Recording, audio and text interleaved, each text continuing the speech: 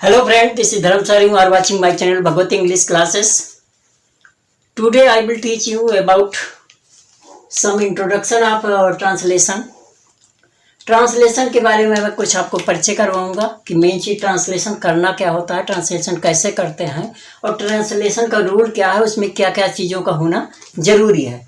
तो अगर हमें ट्रांसलेशन सीखना है तो ट्रांसलेशन सीखने के लिए हमें किन किन चीज़ों का जानना जरूरी है।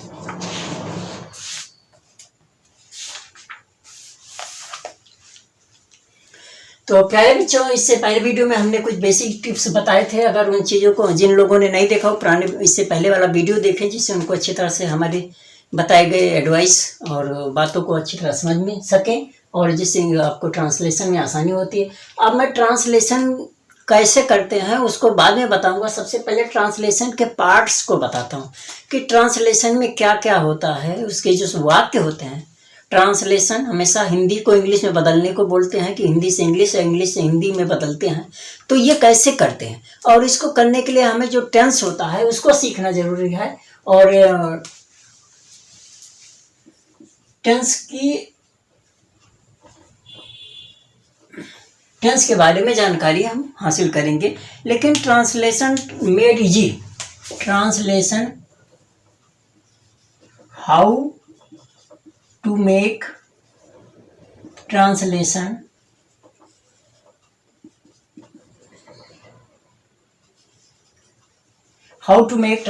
easy।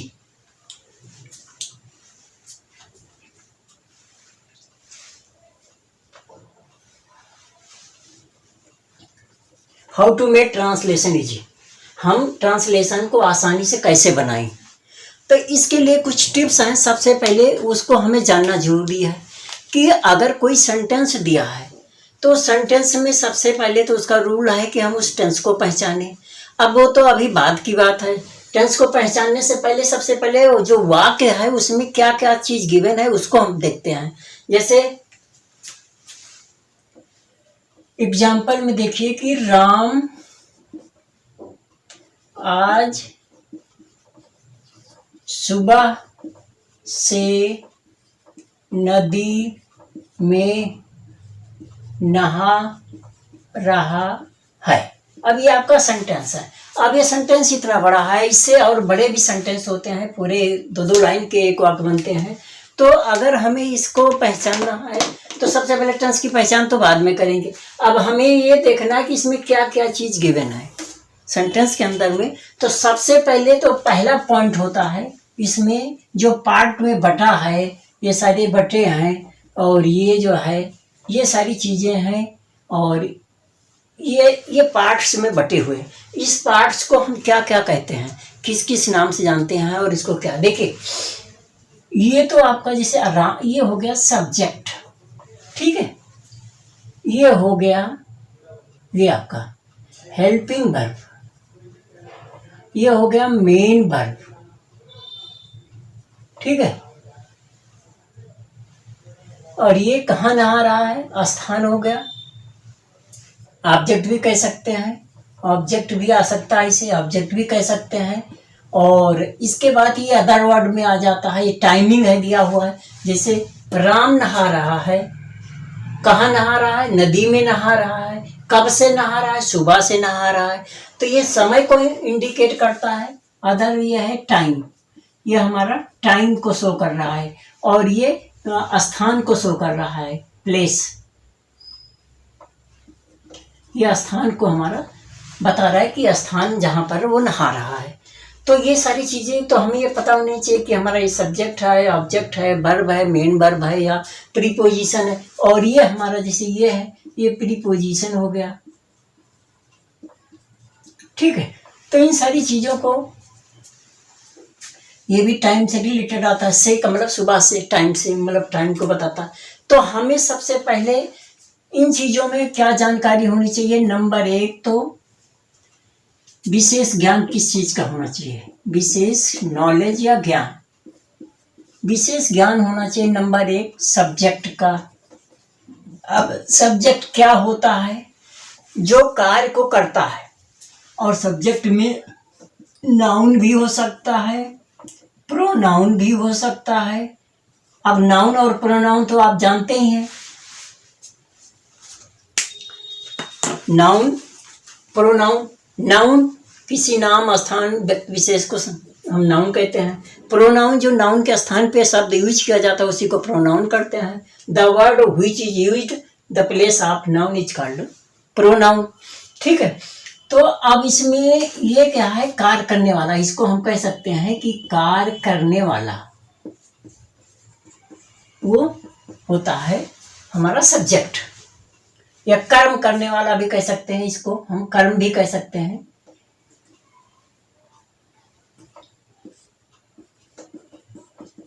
कर्म कार्य करने वाला। ठीक है, तो सब्जेक्ट में नाउन भी हो सकता है, प्रोनाउन भी हो सकता है।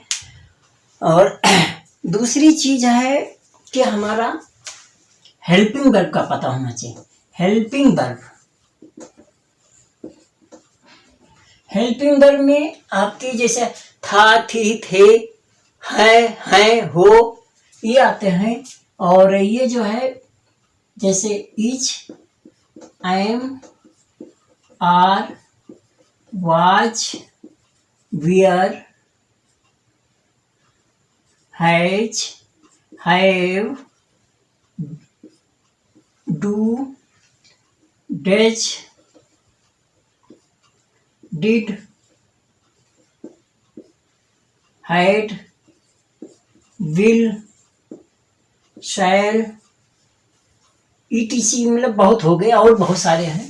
तो ये हमारे क्या होते हैं, ये हमारे हेल्पिंग वर्ब होते हैं। जैसे आप यहाँ पे देख पा रहे हैं, यहाँ पर क्या है, तो है हमारा जो लास्ट वाला, सबसे लास्ट का जो शब्द होता है वही हमारा हेल्पिंग वर्ब होता है, और इससे जो पहले वाला शब्द होता है वो हमारा मेन वर्ब होता है। ठीक है, तो ये हेल्पिंग वर्ब का पता होना चाहिए। अब हेल्पिंग वर्ब पता है तो इसके टेंसों के अकॉर्डिंग ही हम इनका यूज करते हैं। हमारे किस टेंस में कौन सा वर्ब यूज होगा, जब टेंस को मैं बताऊंगा तो मैं डिटेल बताऊंगा। अभी तो मैं पहचान बता रहा हूँ कि इन सभी को हम हेल्पिंग वर्ब बोलते हैं। और नाम हो, किसी चीज का नाम है, या pronoun I, we, he, she, it, ये जो भी है, यू, दे, ये हमारे प्रोनाउन होते हैं। ठीक है, प्रोनाउंस के भी बहुत सारे पार्ट हैं। आपको पता है नाउन कितने टाइप का होता है, प्रोनाउन कितने टाइप का होता है, एडजेक्टिव है, एडवर्ब है, वो बहुत सारी चीज़ें हैं। उसको जब हम आगे पढ़ेंगे तो सीखेंगे। ठीक है, अब तीसरा पॉइंट है मेन वर्ब का। तो मेन वर्ब होता है, आपको हमने यहाँ बताया, देखिए ये नदी में नहा रहा है, नहा रहा है, ये मेन वर्ब है। तो मेन वर्ब ये जो होता है, मेन वर्ब के लिए जैसे गो है, कम है,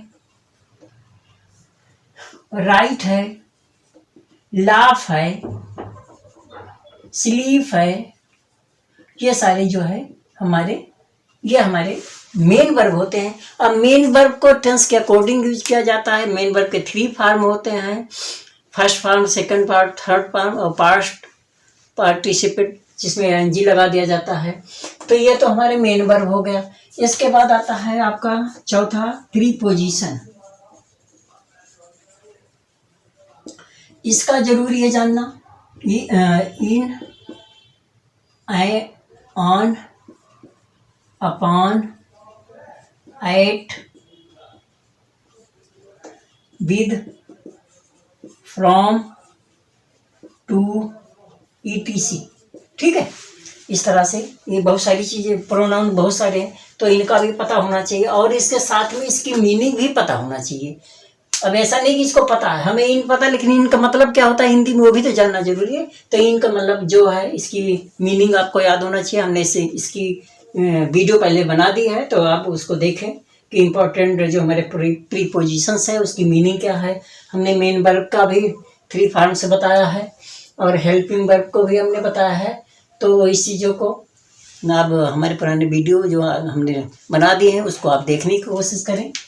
अब प्रीपोजिशंस के बाद आ गया ऑब्जेक्ट। ऑब्जेक्ट बच्चों, ऑब्जेक्ट क्या होता है, जिसके बारे में काम करें, मतलब जैसे ऑब्जेक्ट होता है, जैसे राम, अब यहाँ पे देखें सेंटेंस है, राम नदी में नहा रहा है, तो ऑब्जेक्ट नदी आ गई। राम फुटबॉल खेल रहा है, तो फुटबॉल ऑब्जेक्ट आ गया।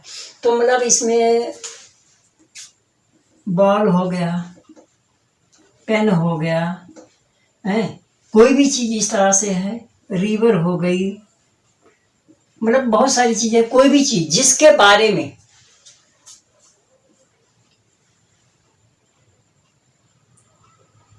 अब जो सब्जेक्ट जिस काम को कर रहा है, जैसे राम नहा रहा है, तो नहा रहा है, कहाँ नहा रहा है, नदी में रहा है, तो मतलब जिसके बारे में, या ऑब्जेक्ट कर्म जो है,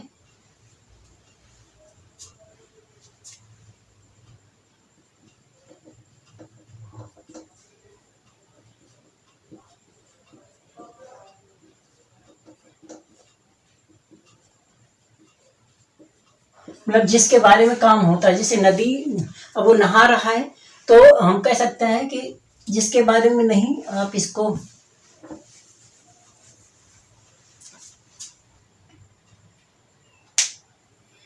ऑब्जेक्ट का जिस शब्द से रिलेशन होता है, ऑब्जेक्ट हम कह सकते हैं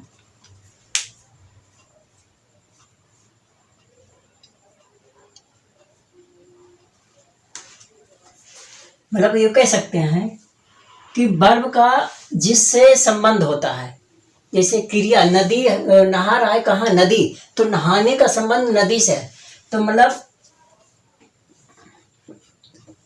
वर्ब का संबंध जिससे होता है, संबंध जिससे होता है,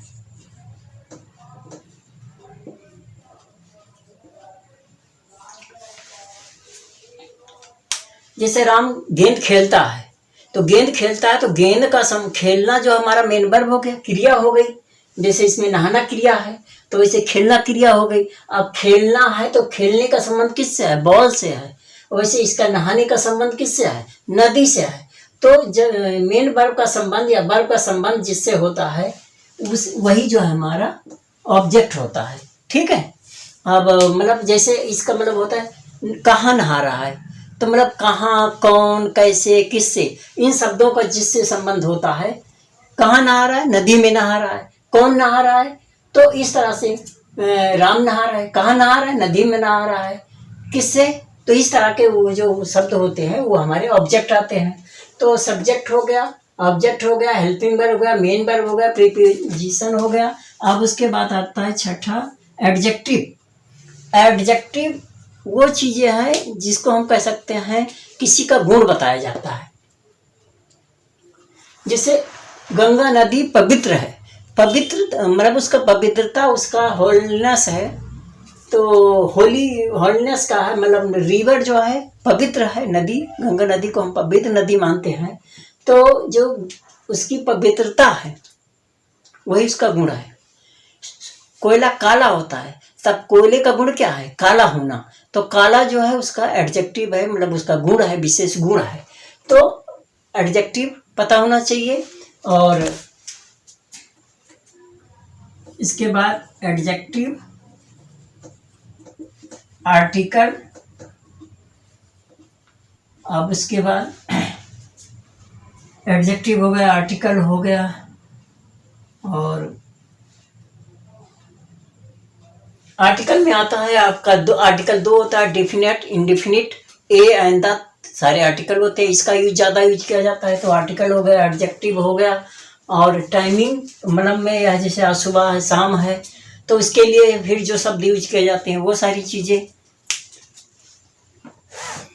और लास्ट में आता है एडजेक्टिव हो गया। अब इसके बाद सातवां पॉइंट आपका है टेंस। टेंस की पहचान होना जरूरी है। ठीक है, टेंस की पहचान। उसके बाद टेंस के पार्ट, टेंस के पार्ट,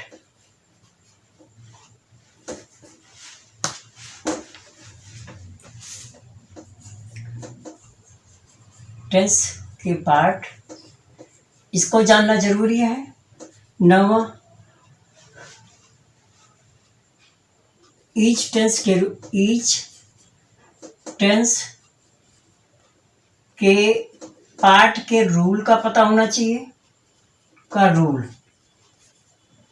रूल्स को आपको जानना चाहिए। और लास्ट में है अदर वर्ड की मीनिंग याद होनी चाहिए। अदर वर्ड की मीनिंग का ज्ञान होना चाहिए। तो प्यारे बच्चों, अगर इतनी सारी चीज़ों को आपको जानकारी हो जाएगी तो आप ट्रांसलेशन बनाना सीख सकते हैं।